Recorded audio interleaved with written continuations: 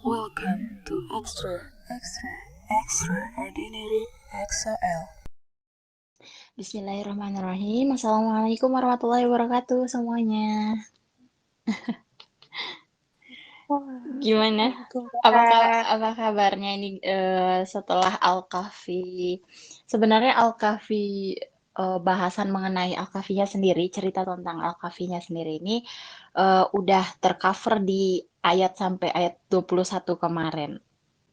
Nah, sekarang nih lebih ke apa yang bisa kita eh, ambil atau kayak epilog ya mungkin. Epilog itu kan akhir cerita tuh biasanya akhir cerita dan insight yang bisa diambil dari cerita Al-Kahfi ini sendiri. Oke, next. Di ayat 22 ini lumayan panjang ya. Jadi di ayat 22 menjelaskan epilog dari dari ayat-ayat Al-Kahfi yang sebelumnya sampai 21 itu cerita tentang pemuda Opagoa yang dimana mereka tuh bikin heboh gitu. Jadi cerita ini kan bahkan di negara-negara lain, di peradaban lain, di agama lain itu mereka punya versinya masing-masing. Dan mereka tuh saling berdebat gitu. Ada ini they will say there were three, fourth of them being their dog gitu ya kan. Ada ngomong ada yang bilang tiga, empat apa namanya? Pemuda goanya itu ya.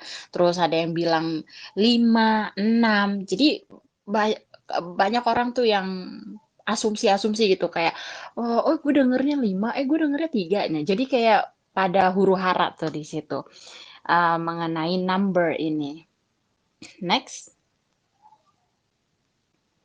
Nah, jadi Allah menjelaskan bahwa mereka semua itu berestimasi, mengira-ngira, tapi mereka nggak punya pengetahuan terhadap itu. Karena yang tahu jelas ya Allah. Dan Allah menceritakannya di surah Al-Kahfi. Di mana orang-orang bilang 5, 3, dan beda-beda, Allah mengatakan dengan sangat detail dan jelas banget, clear banget. 8, yaitu 7 pemuda, satu anjing penjaganya di goa. Itu kan udah kayak titik di situ. Allah dengan lugas banget apa namanya, mengatakan atau memberikan informasi kepada mereka yang banyak menerka-nerka, mengira-ngira. Makanya apa ya? Kadang tuh kalau kita mendengarkan berita-berita, cerita-cerita atau kayak, gue dengernya kayak gini, kejadiannya nggak kayak gitu loh, kayak gini-gini loh, kayak gini loh, banyak nih, beda-beda nih, bingung.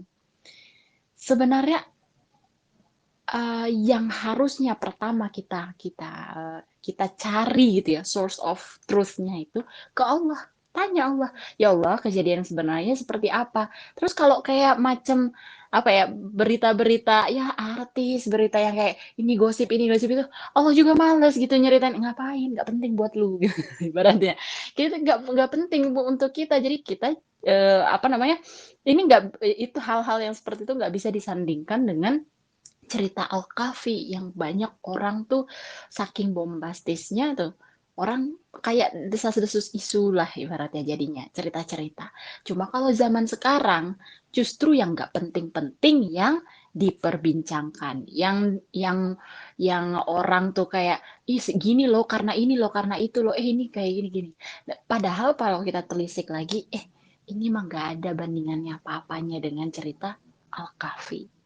Nah, maka dari itu, next, Allah juga menegaskan bahwa kita tidak usah terlibat dalam sesuatu yang tidak penting atau yang tidak jelas. Zohir itu artinya solid, jelas, clear, penting. Nah, pokoknya yang zohir gitu, yang apa ya?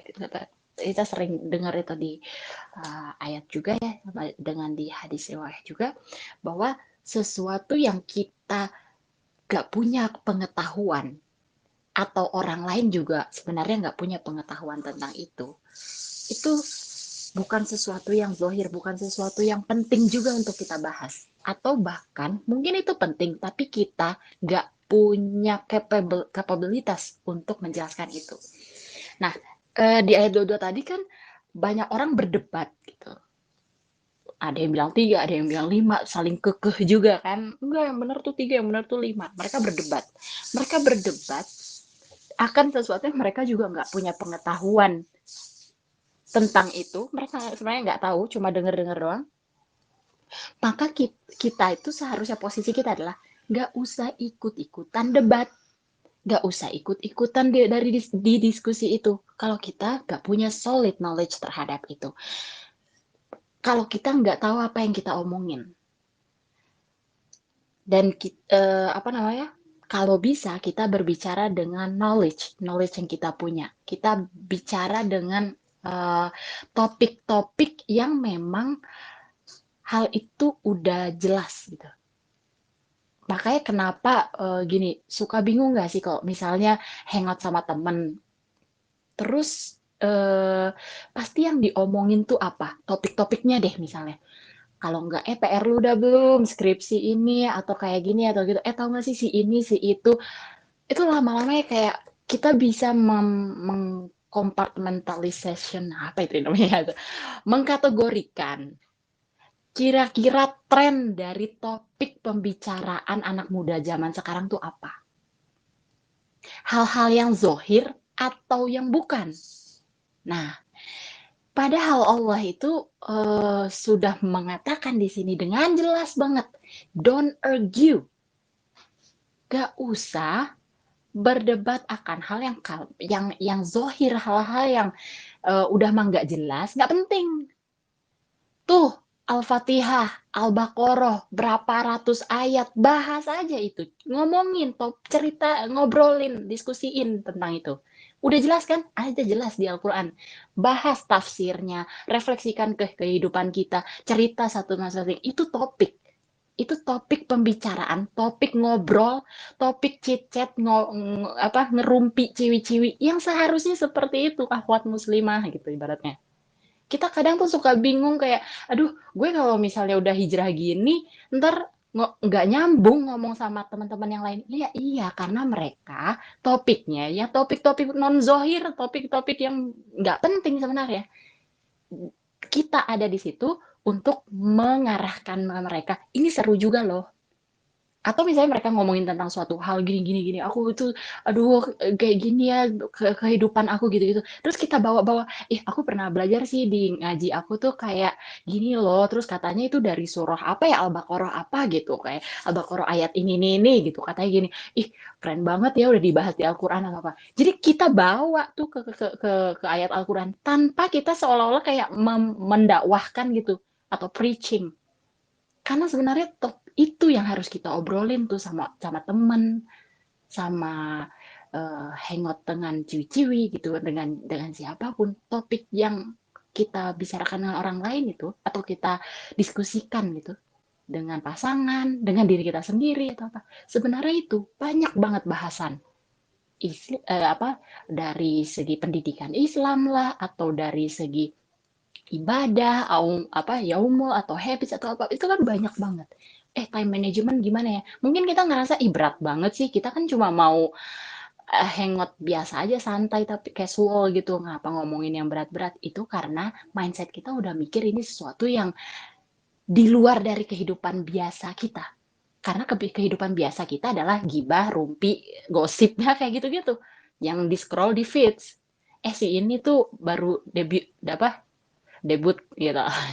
Ya itulah yang hal-hal di sekeliling kita, sekitar kita, sehingga yang kita argue, yang kita bicarakan, kita diskusikan adalah hal-hal yang zohir. Nah, kayak Allah juga menjelaskan, dan kalau kita nggak punya pengetahuan di situ ya remain silent aja, diem aja. Udah, nggak perlu untuk ikut juga. Nah, lebih spesifiknya adalah mengenai debat.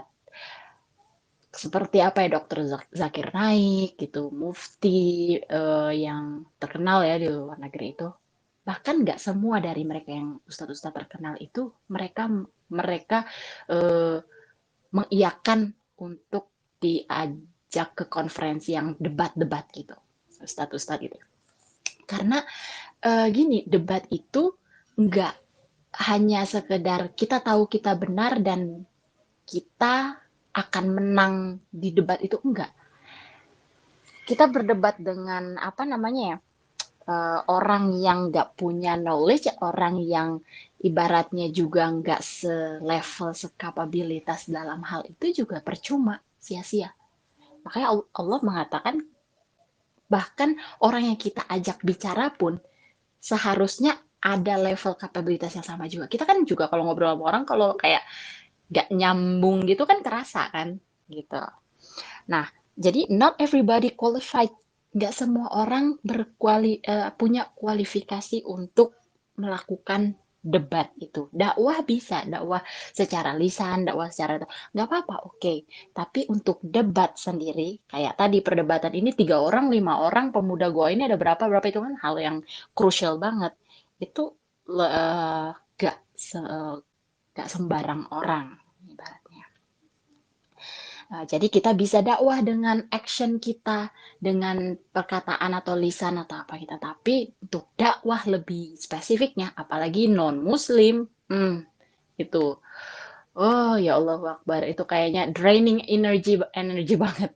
Aku sempat punya temen non-Muslim tapi orang luar negeri, itu cuma apa namanya pen pals online friends aja gitu. Dan dia atheist gitu.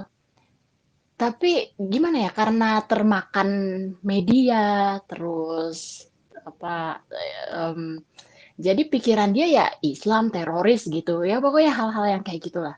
Terus dia nanyain aku, Islam kok gini gini gini bla bla bla, terus aku bilang, ya kamu ngelihat aku kayak gimana? Aku mau bunuh kamu nggak? Atau kamu ngelihat aku baik apa enggak? Ya kamu baik-baik aja sih. Ya udah terus. Ya tapi kan begini-begini, ngapain kamu bla bla bla bla gitu.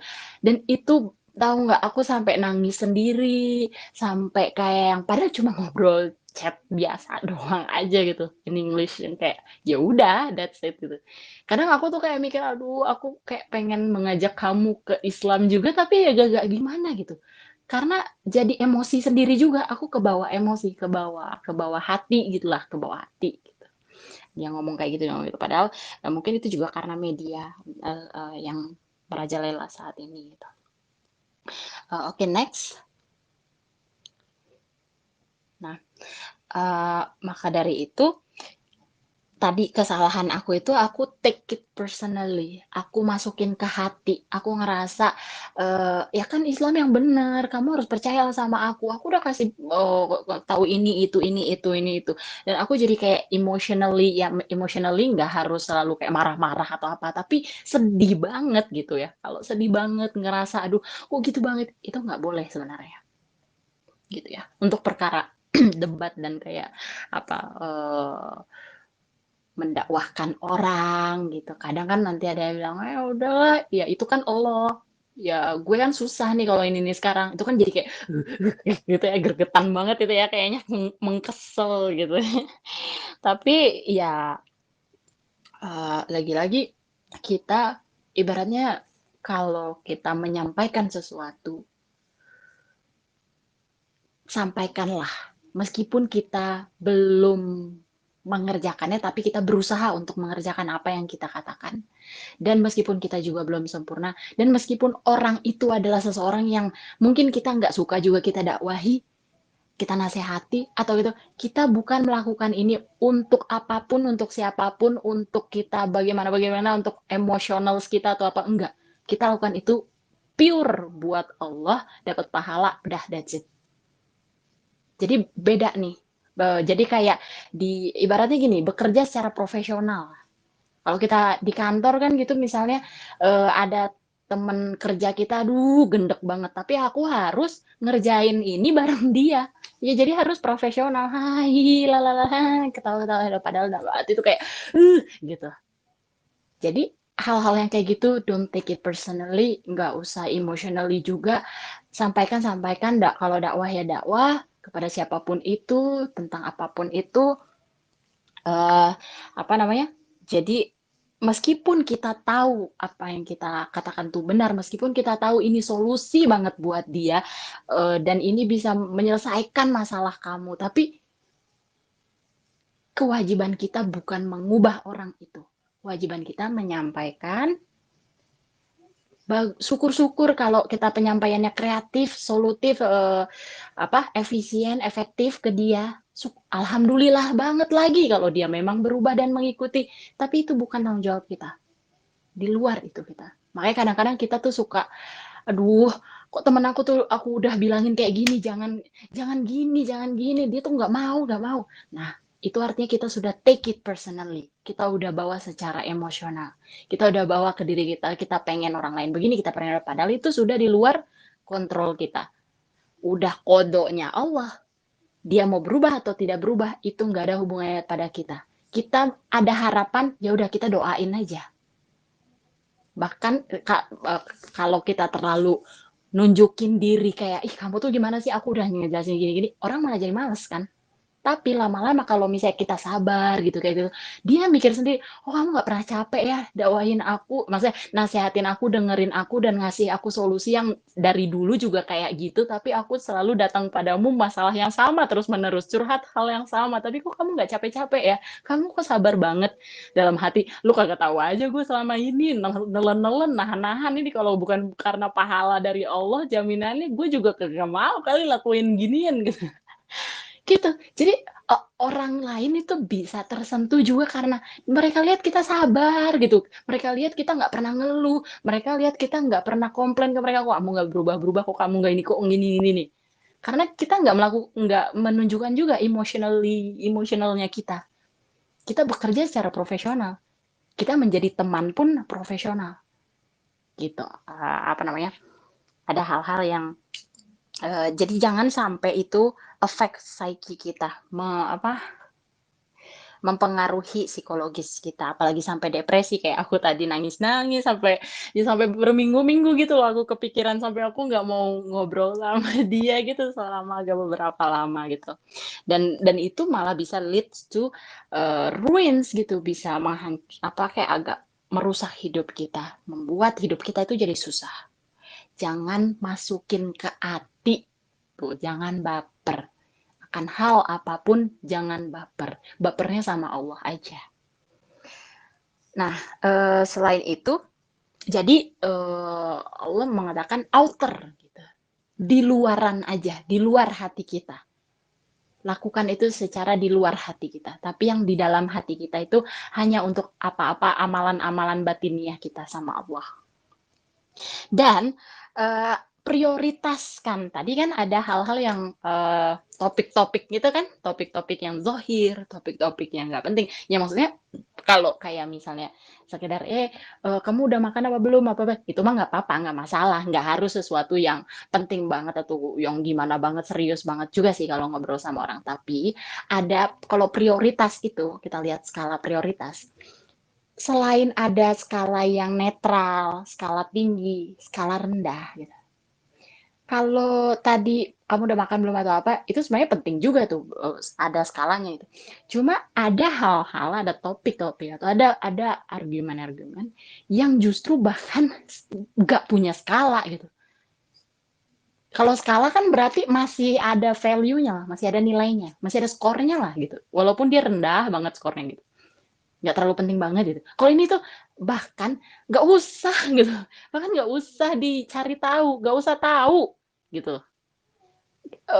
Makanya kadang aku nih juga berusaha banget untuk nggak buka explore, nggak pernah nge-scroll feed atau apa, karena lebih baik aku nggak tahu dan aku agak menyesal kalau udah tahu jadi kepo gitu. Jadi kayak cuma denger apa, aku nih nggak tahu apa-apa ya, terus tiba-tiba temen aku nih main ke kosan, tiba-tiba langsung ngomong gitu, maaf ya aku tadi agak telat soalnya aku tuh caught up sama ini, nge-scroll lihat Vanessa Angel tuh meninggal, terus aku kaget, hah meninggal, padahal itu kayaknya udah 1 hari atau 2 hari, aku juga nggak ngerti lah, pokoknya aku nggak pernah tahu kan gitu, hah meninggal, terus kayak aku, aduh Aku jadi kepo, pengen aku lihat-lihatin, pengen aku cari-cari, terus kayak kayak agak menyesal gitu. Aduh, kalau kayak gini tuh aku jadi kepo, terus pasti ngelihat-ngelihat, pasti aku kayak berasumsi, ah ini gegara si ini, ah ini gegara drivernya, ini pasti gegara itu, gegara itu. Terus aku jadi berprasangka buruk lah, inilah, mikir itu. Lah, itu kan penyakit hati, ya kan? Jadi aku kayak mikir-mikir lagi, aduh, mending gue kagak tahu dah ini berita daripada step-stepnya ini jadi mengarahkan ke situ. Syaiton kan gitu kan caranya. Dia nggak bawa kita langsung ke lembah zina, tidak. Dia bawa kemana dulu? Step-step kecil, dikenalin dulu. Ada temennya yang pacaran. Ada ini. Terus lingkungannya kayak gitu. Lingkungannya tuh nyantai aja. Ikhtilat di mana-mana biasa aja. Pelan banget. Digiring gitu. Jadi hati-hati banget. Kalau perlu apa ya, menutup pintunya dari depan banget sehingga udah nggak mungkin. Lebih baik gue gak tahu daripada tahu sedikit kena terus kepo stalking lanjut deh nonton deh semua YouTube rekam jejaknya apanya live-nya story-nya gitu jadi kebablas semua gitu. Jadi lebih baik dari awal. Ada apa namanya hal-hal yang jadi nggak semua isu itu atau topik itu penting dari hal yang kayak gitu ya. Kalau kira-kira nih, kok ini malah jadi banyak mudorotnya, akan menggiring kita ke hal yang mudorot gitu. Lebih baik nggak tahu aja, lebih baik nggak usah dibicarakan aja gitu. Prioritas itu di situ. Kita bagaimana memprioritaskan masih mending aku sekedar chit-chat ngobrol santai dengan temanku tentang apa ya kita mau olahraga yuk ayo atau masih lebih baik itu yang bermanfaat membangun silaturahmi dengan teman atau apa hal-hal yang kayak gitu daripada yang sejuta umat omongin tapi sebenarnya nggak ada eh, korelasinya bahkan nggak ada impact nggak ada benefitnya untuk kehidupan di akhirat kita hidupnya udah maksudnya kita waktunya sedikit nggak ada waktu buat urusin angel itu gitu ibaratnya ya urusin malaikat itu ya Allah. Nah jadi kita pun nggak perlu untuk menanyakan orang hal-hal yang mereka juga nggak tahu, mereka juga nggak punya knowledge itu kadang atau misalnya kayak kita curcol gitu ya, aduh menurut kamu gimana ya aku kayak gini gini gini gini gini. Eh, Bukannya nggak boleh curhat atau gimana, tapi lebih baik juga ke teman yang paham Islam atau ibaratnya teman-teman muslimah lah gitu, karena dia nanti juga bakal memberikan eh, solusi atau memberikan setidaknya respon dia itu ada knowledge Islamnya.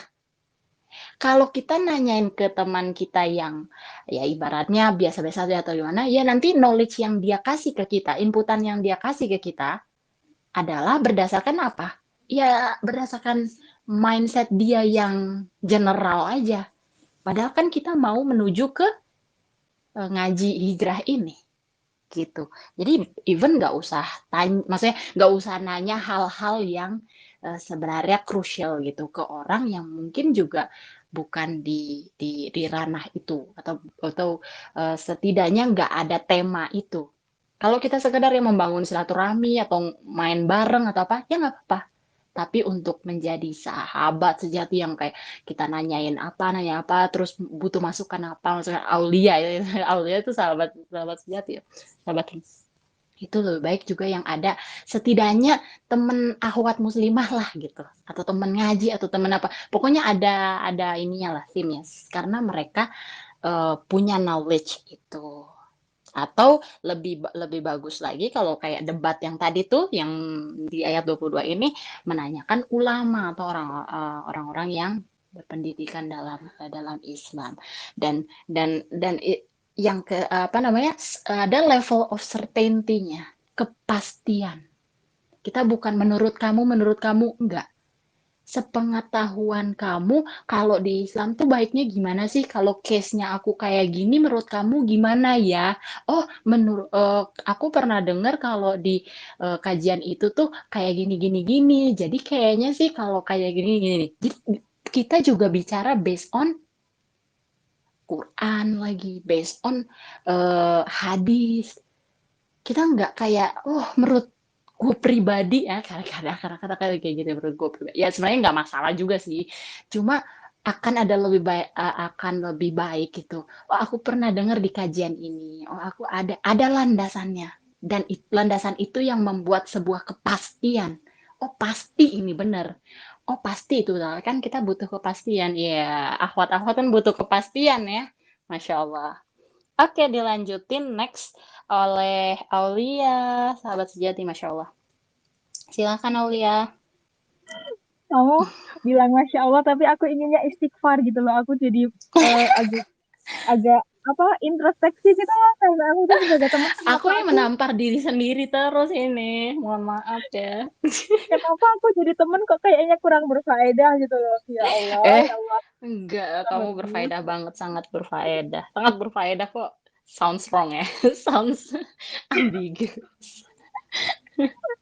Silahkan, Oke, panggungnya oke, saya Masya Allah. persilahkan. Tadi udah sama Kak Mimi, Masya Allah sangat relate ya kalau sama Kak Mimi itu emang karena beliau, asik beliau, eh, Woi, pengalamannya woi, pengalamannya beli udah ya gitu.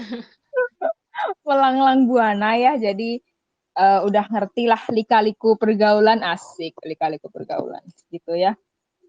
Semoga tadi bisa dijadikan motivasi kita untuk semakin senantiasa nggak perlu ngomongin yang nggak penting, dan mulai-mulai juga kita sebagai temen, yuk jadi temen yang bisa dijadiin sandaran gitu buat temen, maksudnya bisa jadi teman sharing, dan sharingnya pun berbobot gitu ya. Oke, aku akan melanjutkan di ayat 23, dan ayat 23 ini tuh kebetulan bergandengan dengan ayat 24. Oke, sebelumnya aku hari ini tuh mau curhat dulu ya. Eri, teman-teman Kyongsu, gimana perasaannya hari ini? Bisa dijawab di kolom chat. Astaga, aku tuh hari ini tuh dapat update soal dia itu kayak kaget banget gitu. Ya ampun, ya ampun, ya ampun, dan banyak banget. Astagfirullahalazim. Iya, ayat aja gandengan. Asik. Ayat aja gandengan. Ada apa Kak? Iya, nggak tahu dia. Itu si Bapak Dio teman kita itu mulai syuting film Secret. Film drama Secret. Ya, malah aku jadi meracuni kalian ya, tapi update-nya tuh banyak banget dan kayak Anda wow, jadi wow, wow, kepo. wow. Jadi kepo. Baru aja dibilangin ya, astagfirullah. Aku ceritain aja, Gak nggak usah apa-apa, kepo. progres. Semangat. Aku ceritain Ngakak. aja, kalian nggak usah kepo intinya lah. Pokoknya gitu ada update dari si bapak itu, pokoknya ya lucu banget pokoknya mah. Hihihi. Oke, kita lanjut ya. Bahas ayat 23 dan 24. Ini tuh ayat yang seperti kata Andini tadi, ini ayat yang bergandengan. Aku akan bacain terjemahannya ayat 23 dulu ya. Dan jangan sekali-kali engkau mengatakan terhadap sesuatu, aku pasti melakukan itu besok pagi. Aku gabung sekalian sama ayat 24 ya, nggak usah di next dulu, nggak apa-apa. Ayat 24-nya aku bacain artinya, kecuali dengan mengatakan insya Allah, dan ingatlah kepada Tuhanmu apabila engkau lupa, dan katakanlah, mudah-mudahan Tuhanku akan memberiku petunjuk kepadaku agar aku yang lebih dekat kebenarannya daripada ini. Oke, boleh next sekarang. Jadi ayat 23 dan 24 ini tuh satu kesatuan gitu ya. Karena kalau kita lihat pun di Al-Quran, kalau Al-Quran kalian, Al-Quran yang depak itu ada tanda wakof lam, lam kan lebih baik terus ya. Jadi ini tuh kayak satu kesatuan gitu. Jadi dua ayat ini tuh sesungguhnya sedang mengingatkan kita pada tujuan asli Al-Kahfi ini diturunkan. Bukan tujuan asli sih, maksudnya tujuan awal Al-Kahfi ini diturunkan. Ada yang tahu nggak nih kenapa Al-Kahfi ini diturunkan? Iya, iya. Kenapa ya diturunkan? Jadi tuh saat itu tuh orang-orang Quraisy itu dapat inputan gitu dari orang-orang ahli kitab untuk menanyakan tentang 3 perkara kepada Nabi Muhammad. Kira-kira perkaranya apa? Ada yang tahu nggak nih? 3 perkara. Apa ya 3 perkara? Jawab di chat. Kalau ada yang bisa jawab, nanti buat 1 orang tercepat dan terbenar, nanti bakal aku kasih Shopee Pay 10.000 atau pulsa deh 10.000. Asik, mendadak giveaway. Udah buruan, sampai titik ya, aku kasih kesempatan ya, sampai titik ya, aku jelasin dulu selanjutnya. Jadi dari 3 pertanyaan itu tuh terjawab semua di Al-Kahfi itu kan. Jadi mereka tuh terus datang ke Rasulullah setiap hari untuk menanyakan 3 hal ini gitu loh. Terus Rasulullah di sini beliau bilang, besok pasti aku kasih jawaban deh ke kalian gitu. Dan ternyata selama bahkan 15 hari wahyu itu nggak turun dari Allah. Sama sekali nggak turun. Ada 3 perkaranya, hayo. Sebutin 3-3-nya. Ayo. Seru juga. Kok mau buka Anda ya? Mandro buka mah itu bukan pertanyaannya Quraisy dong, itu nanti dikubur. Ayo semangat. Satu orang ya.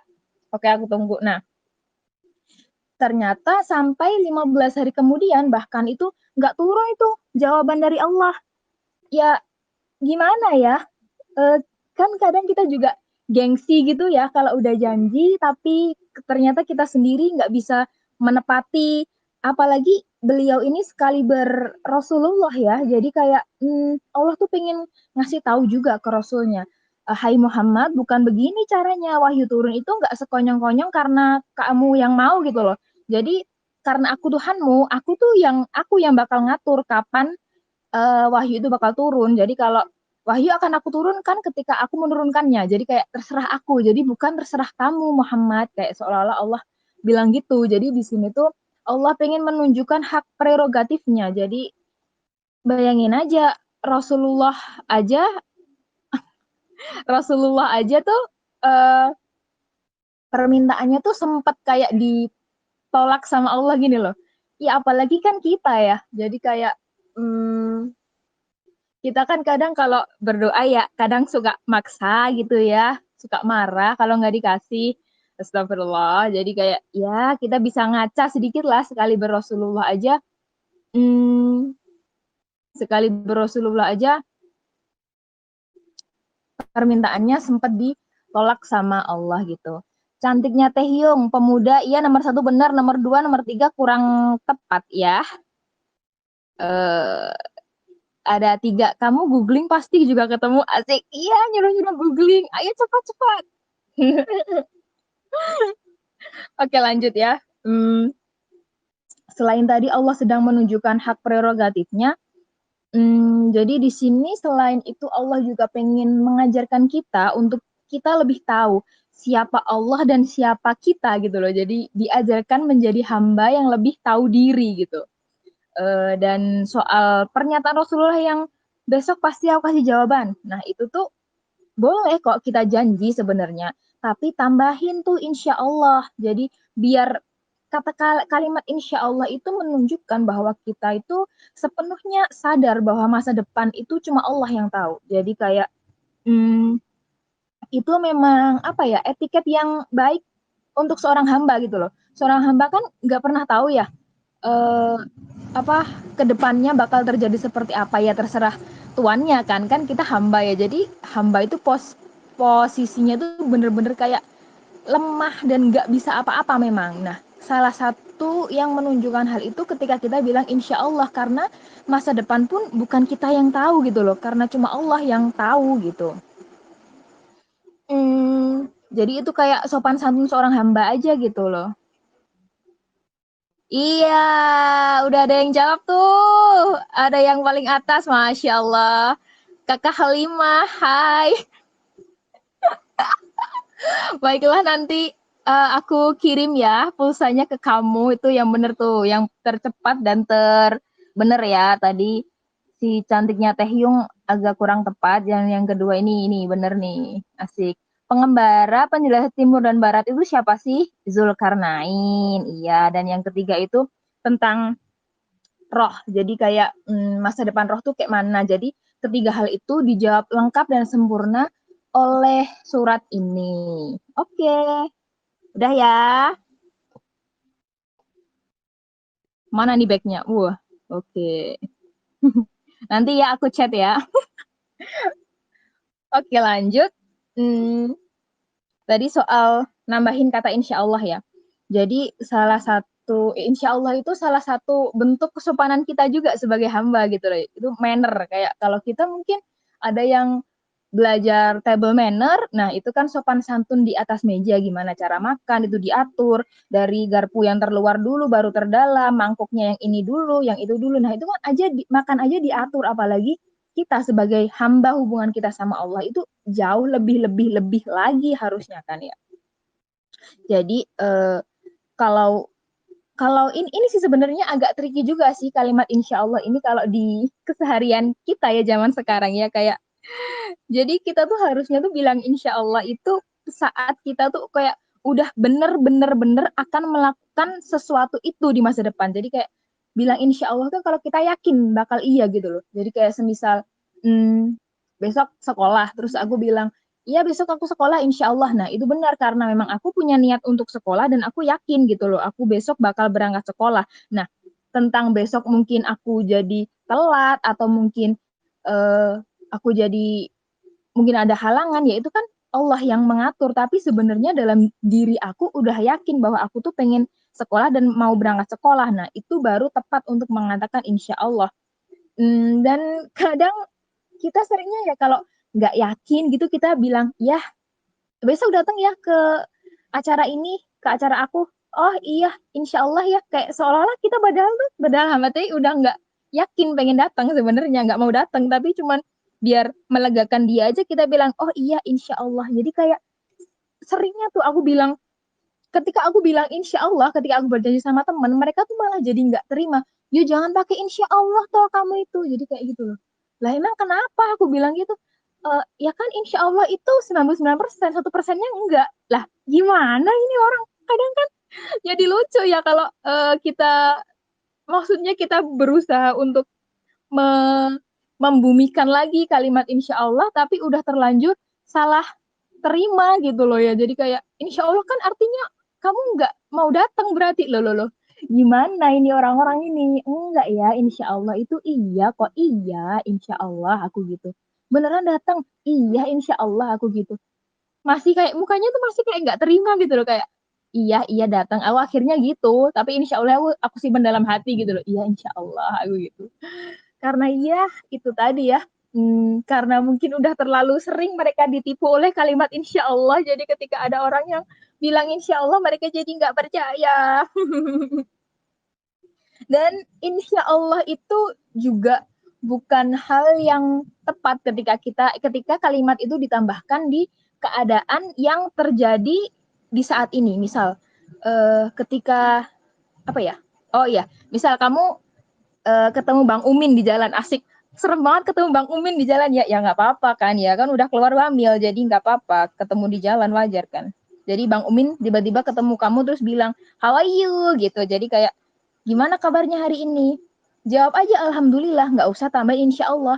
Soalnya tuh aku juga beberapa kali sempet tuh lihat kalau orang ditanyain kabar, gimana kabarnya, alhamdulillah insya Allah, lah gimana kan dia nanya kabar itu apa yang terjadi saat ini ya. Kalaupun kita mau nambahin kalimat alhamdulillah yang lain, itu kan bisa ditambahin alhamdulillahilladzi bi ni'matihi tatimmus sholihat, kalau memang keadaan kita lagi baik dan Allah lagi mencurah limpahkan segala nikmat buat kita. Atau bisa diganti salah satunya dengan alhamdulillah ala kulli hal. Jadi kayak alhamdulillah untuk segala keadaan, biasanya sih diucapkan saat mungkin kita lagi sakit gigi kayak atau dikasih cobaan sama Allah, kan kita tetap wajib untuk bersyukur ya. Cuman yaitu ada dua jenis alhamdulillah. Jadi bukan alhamdulillah insya Allah ya, itu nggak tepat gitu loh ya. Kalau kita, sekali lagi, kalau kita mengucapkan insya Allah, ketika kita nggak bisa menunaikan apa yang kita ucapkan, kita tuh nggak akan dalam tanda kutip membayar penaltinya ya. Jadi karena kita udah menyerahkan apa yang terjadi esok hari itu ke Allah, jadi ya udah balik ke Allah. Kita nggak sebagai hamba nggak pernah punya apa ya, nggak janji, nggak nanggung dosanya gitulah ya, karena kita nggak berhasil menepati janji kita karena memang keadaan gitu loh, karena memang kodonya Allah. Jadi ya nggak apa-apa, kita nggak akan kena penaltinya, karena kan insya Allah itu berarti kita tuh pasrah gitu sama Allah dengan jalan yang Allah pilihkan, dan jalan yang Allah pilihkan untuk kita itu pasti yang terbaik gitu loh. Jadi insya Allahnya kita itu benar-benar bentuk kepasrahan kita sebagai seorang hamba. Karena ya misal nih aku diajak temen besok datang ya ke peresmian ke acara ulang tahun aku gitu misalnya. Terus aku bilang oh iya insya Allah, ya udah aku memang mau datang. Terus kebetulan hmm, kebetulan ketika itu pagi-pagi kaki aku kesleo ceritanya, terus aku jadi nggak bisa datang kan. Terus abis itu ternyata ada hikmah di baliknya. Jadi di acara ulang tahun itu tuh ada semacam orang-orang yang memang nggak ingin aku temui hadir seluruhnya di situ. Jadi mungkin Allah pengennya ya udah Aulia kamu di rumah aja. Nanti kalau kamu datang kamu bakal ketemu ini, ketemu itu, ketemu si X, si itu. Jadi ya akhirnya mungkin nggak akan baik buat aku. Jadi kayak ya dihindarkan dari sesuatu itu bukan berarti kita kayak lagi dibenci sama Allah, enggak. Karena apapun yang terhindar dari kita, apapun yang terlewat dari kita, pasti akan Allah ganti dengan yang lebih baik, dan memang itu yang terbaik untuk kita gitu loh. Jadi karena Allah yang paling tahu, yang ngatur hidup kita itu zat yang nggak pernah salah, yang sayang banget sama kita, yang paling paling paling sayang sama kita. Jadi selalu dan akan selalu memberikan yang terbaik untuk kita gitu ya. Dan di poin selanjutnya, next.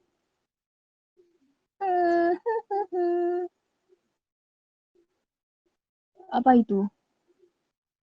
Dan di poin selanjutnya, di ayat 24-nya itu, nah ini udah aku bilang ya. Aku lupa nggak bilang next tadi, nyong. Jadi kayak ya ini slide ini tuh intinya jangan pernah lupa untuk bilang insya Allah gitu ya. Next.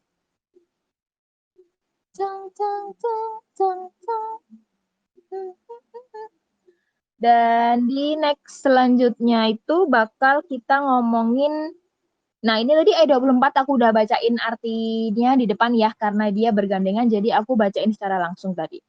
Nah ini masalah kalau kita bilang insya Allah, kita nggak perlu bayar penaltinya ya tadi ya. Kalau nah selanjutnya ini yang penting juga nih di ayat 24 nih. Dan ingatlah kepada Tuhanmu apabila engkau lupa, dan katakanlah mudah-mudahan Tuhanku akan memberiku petunjuk kepadaku agar aku yang lebih dekat kepada kebenarannya daripada ini. Jadi pun ketika kita lupa, kita hilaf, kita misalkan ya secara nggak sengaja ya, manusia itu kan memang basicnya pelupa gitu ya. Jadi gimana ya, kita tuh selalu butuh yang namanya diingatkan, dan memang sudah pasti kita tuh nggak pernah lepas dari lupa ya. Jadi kalau kita lupa, kita harus langsung mengingat Allah. Jadi kayak berdoa biar Allah itu menunjukkan mana sih yang benar. Jadi kayak supaya mungkin ketika kita lupa kita langsung astagfirullahaladzim, ya Allah aku lupa banget nih tadi gini. Nah terus habis itu setelah kita lupa, kita meminta ampun sama Allah, kita berdoa sama Allah biar Allah tuh menunjukkan kita mana yang benar, biar besok-besok lagi lebih teliti. Jadi kayak semacam meminta perlindungan sama Allah gitulah. Karena jadi ngomongin program sebelah ya, intinya di program sebelah itu udah sempat ngebahas tentang bahwa lupa itu salah satunya itu bisa aja disebabkan oleh syaitan. Jadi kayak minta perlindungan sama Allah supaya dilindungi dari yang namanya lupa, tapi lupa yang negatif ya, karena lupa yang positif juga ada. Misal melupakan mantan, nah itu kan positif. Ya Kak Mimi ya. Iya, udah itu aja. Jadi untuk biar nggak lupa untuk hal-hal yang penting, hal-hal yang urgent soal ibadah apalagi terutama ya. Jadi kita minta perlindungan sama Allah. Dan apalagi ya? Dan di sini sebenarnya soal kan tadi aku ngomongin soal 3 pertanyaan. Ya benar, pertanyaan pertama soal Ashabul Kahfi, yang kedua tentang penjelajah yang mencapai belahan dunia sebelah timur dan barat, yang ketiga tentang roh. Nah, yang baru terjawab kan soal Ashabul Kahfi ya di ayat sampai sekarang ya. Yang terjawab baru Ashabul Kahfi. Nah, di keterangan ahli kitab yang ngompor-ngomporin Quraisy tuh, jadi kayak ahli kitabnya cuman bilang ada orang yang bobo gitu, ada opa-opa yang bobo di goa. Coba deh kamu tanya ke Muhammad apa katanya, kalau dia bisa ngejawab berarti dia beneran Rasul gitu katanya. Jadi Quran di sini datang ke Nabi Muhammad, kepada Rasul kita, bukan cuman berbentuk clue. Kalau di kitabnya ahli kitab itu kan berbentuknya clue ya, jadi kayak cuma dikasih aja ada di masa lalu tuh orang-orang yang tidur karena menghindari sesuatu. Tapi di Al-Quran, Masya Allah, dengan jelas dipaparkan yang materi pekan kemarin ya, yang dijabarin sama Kamimi, dari mulai jumlahnya, dari mulai berapa lamanya, dari mulai gimana bentuk goanya, gimana mereka bisa bertahan, itu Allah jabarkan dengan sedetail-detailnya. Jadi bukan lagi clue yang ada di Al-Quran itu, karena kan mereka nanya dan Al-Quran memberikan jawaban yang detail banget. Jadi meskipun dalam penantian 15 harinya yang kayak, ya bayangin ya, dalam penantian panjang Rasulullah selama 15 hari, tiap hari tuh geng-geng Quraisy itu datang ke rumah dan kayak nggak gimana ya, nggak ada petunjuk apa-apa, dan Semekah pun jadi geger, jadi kayak mulai mempertanyakan ke Rasulullah, kayak digunjing, terus penduduk Mekah pun ya menggunjing dia, menggunjing beliau gitu ya. Karena kan sebelumnya ini pun beliau dikenal sebagai Al-Amin yang nggak pernah berdusta kan.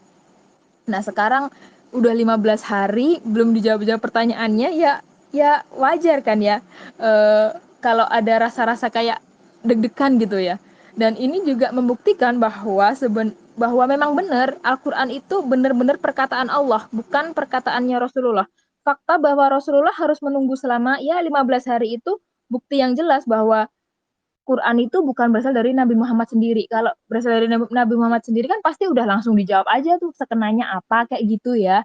Tapi karena Al-Quran ini bener-bener dari Allah, jadi ya 15 hari penantian ini jadi bukti otentik kan ya, bukti kuat bahwa ini tuh memang benar-benar firman dari Allah. Jadi setelah dijawab dengan sedetail ini, Quraisy itu langsung kayak kicep gitu loh, karena penjelasannya tuh jauh lebih jelas daripada keterangan yang mereka dapat dari teman-teman ahli kitab. Kok teman-teman, orang-orang ahli kitab gitu.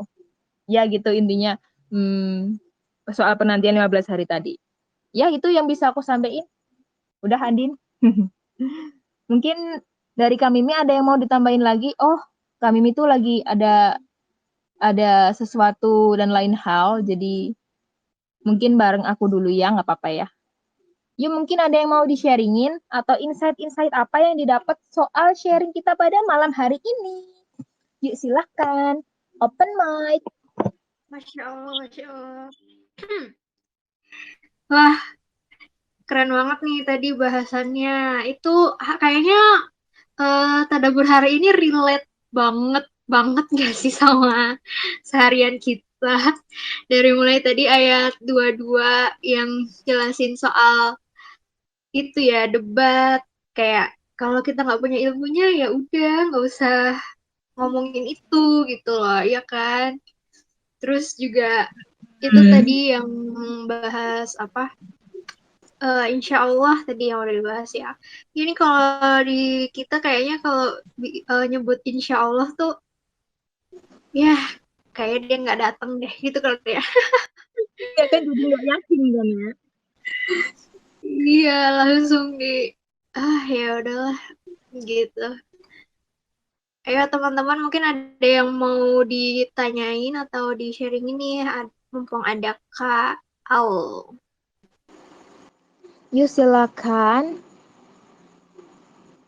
Bisa diomongin atau curhat juga boleh seperti biasa, asik. Yes, boleh banget. Aku tuh seneng banget ya tiap ini apa? Tiap Kamis malam tuh ketemu Eridel itu kayak bahagia aja gitu. Ya Allah, kayak come back home, asik. Come back Masya home, adalah. Allah. Ulu Come ulu back ulu. home. Wah, salah server.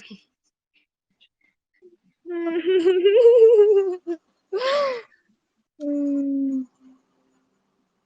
Gimana Fania, ada yang mau ditanyain? Aku mau nanya sih ke Kak Aul. Kalau misalnya Kak, kayak misal kita malam-malam nih, terus oh ya, gini aja deh simpelnya. Misal kita udah merencanakan buat besok pagi, tapi kayak apa ya, kayak daily life aja gitu. Misal besok pagi aku mau ngerjain tugas gitulah ya habis subuh gitu. Nah, itu tuh apakah kita bilang insya Allah juga atau enggak ya Kak? Oke, langsung aku jawab aja ya. Eh, kalau aku sih, aku dalam posisi itu aku tetap bakal bilang insya Allah. Meskipun itu sama diri aku sendiri karena sesungguhnya kalau kita membiasakan perkataan insya Allah ke diri kita juga bakal lebih biasa lagi kan kalau ngomong ke orang lain biar bisa lebih hati-hati dan ngasih pelajaran juga sih kalau ke diri aku sendiri ya untuk nggak main-main sama kalimat insya Allah. Jadi semisalkan ya kadang kita punya keinginan gitu ya, pengen bangun malam, misal mau sholat tahajud gitu ya, kayak ya atau contohnya Fani tadi besok habis subuh mau ngerjain tugas titik gitu kayak aku kalau aku pribadi ya, karena aku nggak menyebut nama Allah, jadi kayak aku lebih kesannya ya kalau nggak ngantuk ya aku kerjain deh, kalau ngantuk ya tidur bentar nggak apa-apa, tidur kan ngerjain tugas bisa nanti lagi, jadi kayak aku lebih ngasih toleransi ke diri aku sendiri untuk nggak disiplin gitu loh ketika aku nggak menautkan itu dengan nama Allah. Jadi kayak semisal kadang tuh aku kan bisanya belajar tuh juga emang juga abis subuh sih beberapa kali, pokoknya sebelum berangkat kerja itu baru bisa belajar kan waktu itu.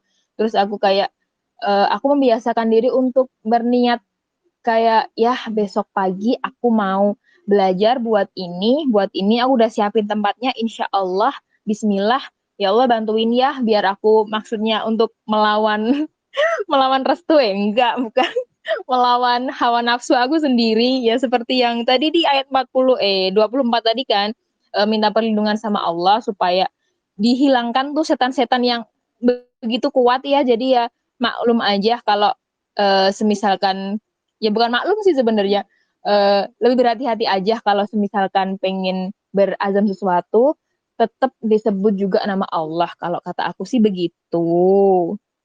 Mungkin Andini atau yang lain ada pandangan soal soal apa yang ditanyain Fani tadi. Kak Lila kayaknya udah join deh. Oh iya ya. Tadi Fani gimana tadi aku gak sempat dengar. Tadi Fani, Eh aku jelasin aja. Fani itu ya. tadi, Kak, perlu nggak sih kita mengucapkan insya Allah pada kayak apa ya, kita kalau punya target pribadi kita ngucapin insya Allah juga nggak sih, kayak Mm-mm. misalkan temennya Fani tadi tuh besok Oh. subuh aku mau belajar, mau ngerjain tugas gitu, pakai insya Allah nggak suka gitu. Iya. Masya Allah. Nah, aku sekarang pakai katanya Masya Allah. Lagi. Pertanyaan belum dijawab. Iya. Kalau gini, dari kata insya Allah aja sendiri. Insya Allah itu kan artinya jika Allah berkehendak, maka itu akan terjadi. Ya kan? Artinya, kita mengatakan insya Allah itu sebenarnya juga kayak doa kepada Allah. Ya Allah, jika engkau memang menghendaki ini akan terjadi, ini pasti akan terjadi. Dan aku mengazamkan ini, melisankan ini, mengatakan dengan lantang dan keras, dan supaya diriku sendiri juga mendengarkan ini adalah agar ini menjadi kehendakmu juga. Kenapa kita diminta berdoa? Ngomong dengan lisan. Allah kan tahu hati kita. Allah kan sebenarnya tahu kebutuhan kita. Kita nggak perlu ngomong pun Allah udah tahu, bisa baca hati kita. Tapi kenapa diminta kita untuk spill it out? Kenapa Allah minta kita untuk meminta gitu? Kenapa Allah senang kalau kita berdoa? Karena itu menunjukkan bahwa kita membutuhkan Allah, membutuhkan persetujuan Allah. Karena kita mengakui bahwa ini kehendak-Mu ya Allah. Kenapa Rasulullah tadi juga tanpa mengatakan insya Allah, ibaratnya jadi dikasih tahu oleh Allah nih. Aku memang akan menurunkan surah Al-Kahfi ini untukmu. Tapi karena engkau tidak menambahkan insya Allah yang engkau, ibaratnya itu bahwa engkau mengakui bahwa jika aku berkehendak, maka aku akan membuat itu terjadi. Artinya ini tergantung Allah, tergantung aku dong, bukan kamu. Gitu. Ibaratnya. Dan kalau kamu meminta aku untuk berkehendak, aku akan lakukan, aku akan kasih. Tapi kalau justru kamu nggak bilang insya Allah, malah di-delay 2 minggu tadi kan kepada Rasulullah. Gitu. Jadi dari insya Allah, kata insya Allah ini sendiri ini aja, artinya tadi, jika engkau berkehendak ya Allah, aku ingin kehendakku ini menjadi kehendakmu juga. Jadi justru bagus banget tadi, punya plan ini, punya targetan itu, punya targetan itu. Artinya kita punya plan, kita punya kehendak, kita ingin Allah juga berkehendak demikian. Maka kita tambahkan insya Allah. Kalaupun kita lupa atau kita akhirnya tidak melakukan itu, oh berarti ini bukan kehendak Allah. Mungkin ada sesuatu yang lebih baik di lain, di jalan lain. And it's fine gitu. Aku namainnya itu aja sih. Silakan yang lain. Wow, Masya Allah. Gimana, Van? Jawabannya? Menjawabkah? Wah, Masya Allah. Jawabannya sangat-sangat mind-blowing banget ya. Ya, makasih Kak Aul sama Kak Lila. Aku banget gitu. Sama Fani. Semoga Semangat. besok niatnya untuk mengerjakan tugas terlaksana betul-betul ya. Bismillah. Amin. Bismillah. Insya Allah. Masya Allah. Aku yang nanya deh, boleh nggak? Iya boleh. Enggak boleh. Kamu kenapa sih? Oke, aku lihat dulu ya guys, dadah. Waduh. Pulang dari dunia ini. Nggak boleh. Tuan rumah dong. Kelar ya hostnya. Bercanda. Iya, silakan. Mau nanya Kak, tadi yang bahas-bahas soal ngomongin hal-hal yang nggak penting, nggak jelas, ngegibah, itu relate banget sih. Kadang tuh, apalagi kalau di kantor kan ya, aku kan anaknya termasuk baru, kayak junior gitu lah. Terus tuh kan suka kalau istirahat misalnya bareng nih, makan siang bareng. Nah, yang aku suka bingung tuh ada obrolan-obrolan yang kayak dia tuh ngomongin orang yang dia tuh mengeluhkan temennya yang suka gibahin orang. Tapi kan itu kan secara tidak sadar dia juga ngegibahin temennya itu. Aku tuh di situ kayak dalam hati pengen heran, pengen ketawa, tapi gimana? Ya udahlah, aku tuh diem aja ya. Aku tuh bingung gitu ngadepinnya kalau ada di situasi itu tuh gimana. Aku tuh kadang cuci tangan, balik lagi masih juga di ngobrol kayak gitu. Kadang udah dicuci tangan kayak udah lama gitu sampai kuku-kuku bersih gitu. Balik lagi masih ngobrolin itu juga gitu. Jadi kalau misalnya nih kalau kita ada di keadaan kayak gitu dan posisinya kayak apa ya, gimana ya, pengen pergi nggak enak, kayak pengen udah nyoba ngalihin perhatian juga balik lagi gitu tuh.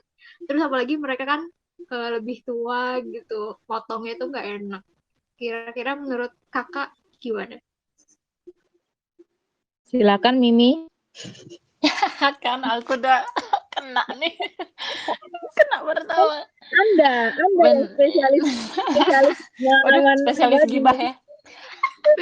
Pengalaman pribadi duet sama saya. Pengalaman pribadi. Iya, benar-benar pengalaman pribadi.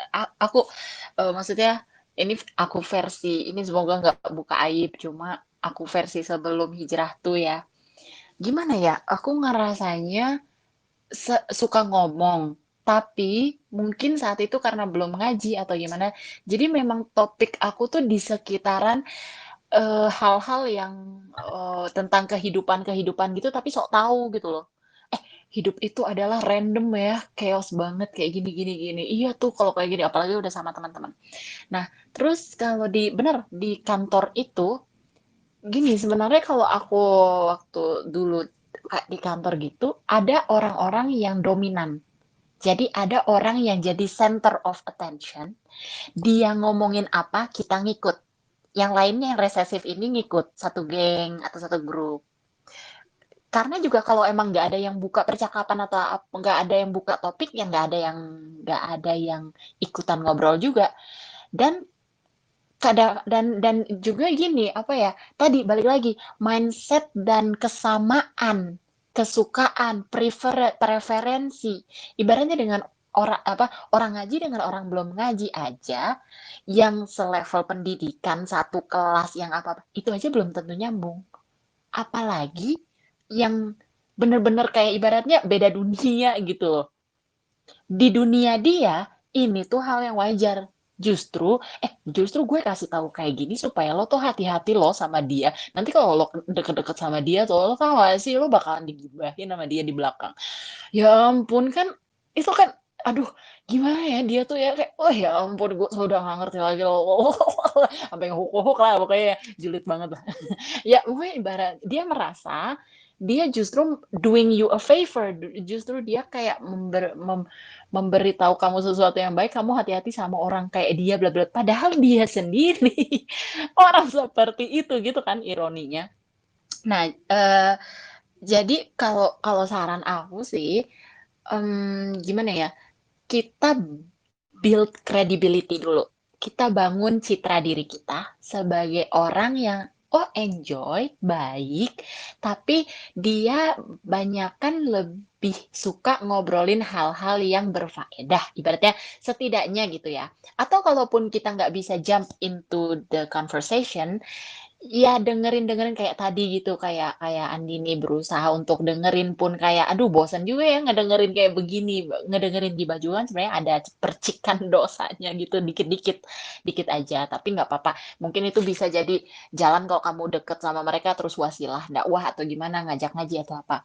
Nah, cuma juga dengan sambil kita build kredibilitas kita sebagai orang yang seru diajak ngobrol dan diajak ngobrolnya tuh hal-hal yang positif juga karena orang-orang juga mereka sebenarnya aware kok ngegibahin kayak gini juga ya cuma bumbu-bumbu hahaha doang gitu. Tapi mereka sebenarnya lebih lebih mereka juga tertarik sama percakapan yang dalam, yang deep gitu. Tapi itu butuh waktu aja. Cuma kredibilitas kamu sebagai orang yang seru diajakin ngomong, bisa dicurhatin atau enggak bisa ditanyain solusi, bisa apa. Yang itu aja dulu bawa. Jadi orang-orang tuh tahu bahwa kamu orang seperti apa dan apa namanya? Kamu kayak jarang gitu kalau ngikutin topik yang gibah-gibah ini. Dan orang lama-lama juga akan sungkan ngomongin atau gibah di pas ada kamu, tapi mereka pengen untuk hangout sama kamu karena kamu asik orangnya, seru orangnya. Jadi mereka yang jadi resesif, kamu yang jadi dominan atau center of attention dari grup itu. Meskipun kamu anak baru, tapi kalau kamu bisa build credibility itu, lama-lama kamu akan setidaknya kalaupun kamu nggak sama grup yang itu, kamu akan menemukan circle yang cocok sama kamu. Pasti ada di kantor itu, sebobrok-bobroknya lah ibaratnya kantor itu. Insya Allah kamu dapet. Dan itu ya bisa lama, bisa cepet. Aku juga baru nemu temen yang bener-bener temen atau apa itu kayak setahun atau dua tahun di tahun kedua atau di tahun ketiga. Dan itu last long banget bahkan sampai sekarang. Sampai bertahun-tahun. Insya Allah Andini bisa dapet circle-nya yang cocok ya. Iya ditambahin Aul silakan. Apa nama dia gitu. Jadi intinya kalau misalkan kita melihat hal yang nggak cocok, nggak sesuai sama apa yang benar, kalau kita nggak bisa merubah, ya menurut aku Andini udah melakukan upaya yang terbaik ya. Minimal kan kita juga udah berusaha mengalihkan, tapi ketika itu masih terus terjadi, minimal kita mengingkari dengan hati dan itulah selemah-lemahnya iman katanya Rasulullah gitu ya. Aku lupa sih redaksi hadisnya seperti apa. Tapi intinya paling nggak kita mengingkari bahwa hal itu tuh nggak benar dan ya benar kata kami tadi. Kalau ada gibah mungkin di depan kita ya berusaha segimana caranya biar kita nggak bergabung, biar kita nggak ada di sana. Tapi cuman ketika itu udah kepepet banget, karena dari dengar ceritanya Andini tadi ya cukup lucu ya. Kalau mau ketawa kok ya senior, tapi kalau nggak ketawa kok ya lucu banget gitu ya. Mereka nggak sadar sedang menggibahi orang yang suka gibah. Dosanya kuadrat nggak sih itu mereka? Iya, dan maksudnya lucunya adalah sekarang setelah ngaji aku kayak ngetawain diriku sendiri gitu loh. Ya ampun, dulu aku ngomongin kayak gini-gini, ternyata aku yang kayak gitu ya Allah. Kayak malu sendiri gitu ya Allah, astagfirullah. Aduh, ngakak deh. Ironi. Semakin kita banyak belajar kan ya semakin kita banyak tahu, semakin kita banyak sadar gitu ya. Dulu tuh ya seperti yang aku bilang di atas tadi, aku tuh kayak takut kalau nanti aku gak gibah, aku harus ngomongin apa gitu loh, karena aku tuh biang gibah gitu loh. Jadi gosip-gosip itu aku suka banget gitu loh dari dulu emang. Jadi tapi setelah alhamdulillah gitu loh, setelah ngaji, setelah ketemu teman-teman yang circle-nya emang lebih baik, itu kebawa. Jadi kayak gimana ya, ya bukannya aku nggak menjamin diriku bebas dari gibah, enggak, cuman udah jauh lebih baik aja ketika, bayangin aja ya ketika aku cuman nongkrong aja sama temen gitu, ngopi gitu, bahasanya tuh kayak tentang pendidikan, tentang RUU PKS, tentang HIP, kayak gitu, jadi yang kayak wah, wah, wah gitu loh, jadi membuka apa ya, cakrawala, asik cakrawala, jadi ngebuka insight-insight baru. Jadi mungkin kalau Andini masih anak baru, ya semaksimal mungkin berusaha untuk dialihkan dulu. Ketika memang udah nggak bisa, ya sudah. Intinya semoga Allah mengampuni Andini dan kawan-kawannya gitu ya. Udah gitu aja. Oh, Masya Allah, makasih jawabannya, Kak. Semangat ya Andini. Iya. Semoga terkumpul pahalanya Semangat Andini. Iya sih susah kalau udah di kantor tuh. Bener, aku aja ya yang terbawa arus dulu tuh. Semoga jadi peluang Hebat pahala banget buat Rima. Andini ya. Bertahan semangat. Iya, makanya seneng banget nih kalau WFH. Oh iya bener ya. Bener juga. Kita ada di situ tapi kita mute mereka gitu kan. Terus kita senyum-senyum aja, ngangguk-ngangguk gitu kan. Padahal kagak ada yang ngomong. Padahal kita dipanggil tapi nggak nyaut. Iya, terus Iya bener. Wah, Masya Allah, nggak terasa nih udah jam 10. Masya Allah, seru banget ya ini ya. Kalau obrolan-obrolan bermanfaat tuh kayak nggak kerasa gitu rasanya. Apalagi seru nih dibahasnya bareng Kalila sama Kak Aul, Masya Allah. Oke, teman-teman, karena sudah jam 10, kita sampai di sini dulu untuk malam ini. Insya Allah kita ketemu lagi minggu depan. Oh iya, pengumuman dulu. Besok jangan lupa ada kelas tahfiz ya, karena yang kemarin hari Rabu itu kan libur, dan insya Allah digantinya besok hari Jumat. Tetap sama Kak Sofi.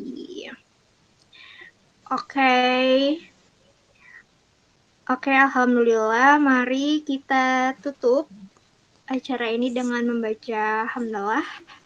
Alhamdulillahirrabbilalamin. Istighfar 3 kali. Astagfirullah wa atubu ilaih. Astagfirullah wa atubu ilaih. Astagfirullah wa atubu ilaih. Dan membaca surat Al-Asr.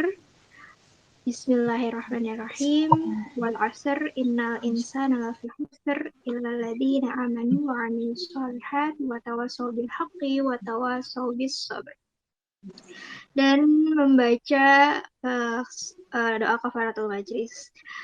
Bismillahirrahmanirrahim. Subhanakallahumma wa bihamdika asyhadu an la ilaha illa anta astaghfiruka wa atubu ilaik. Jazakumullah khair buat Kak Aul sama Kak Lila yang udah sharing-sharing ke kita. Dan jazakumullah khair juga buat teman-teman yang udah join partisipasi ngaji bareng dan tadabbur bareng malam ini. Aku tutup. Wassalamualaikum warahmatullahi wabarakatuh. Waalaikumsalam Annyeong. warahmatullahi wabarakatuh. Ciao, ciao. Waalaikumsalam Sleep tight. warahmatuh. Jaga Selamat jarak. istirahat. Jangan See you. lupa sikat gigi. Ayo Kak. Sayonara. Sayonara.